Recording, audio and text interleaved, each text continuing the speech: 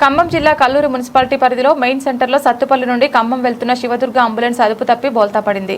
అంబులెన్స్లో గల పేషెంట్స్కు స్వల్ప గాయాలు. అటుగా వస్తున్న స్థానిక శాంతినగర్ బస్సులు అక్కడికి చేరుకుని అంబులెన్స్లో గల 2 సంవత్సరాల పాపకు తక్షణ వైద్యంగా ఆక్సిజన్ అందించడం జరిగింది. పోలీసులకు సమాచారం అందించడంతో హుటాహుటిన సంఘటన స్థలానికి చేరుకుని ట్రాఫిక్ను క్లియర్ చేసి పేషెంట్స్కు వైద్యం కోసం 108లో ఖమ్మం తరలించడం జరిగింది.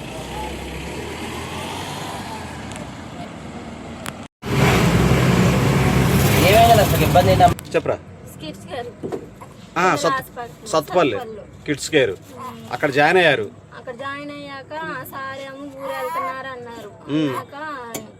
ఖమ్మం రెఫర్ చేశారు. ఇంకొక హాస్పిటల్ ఉంది, పిల్లల హాస్పిటల్. ఏ హాస్పిటల్ అది? కాదు.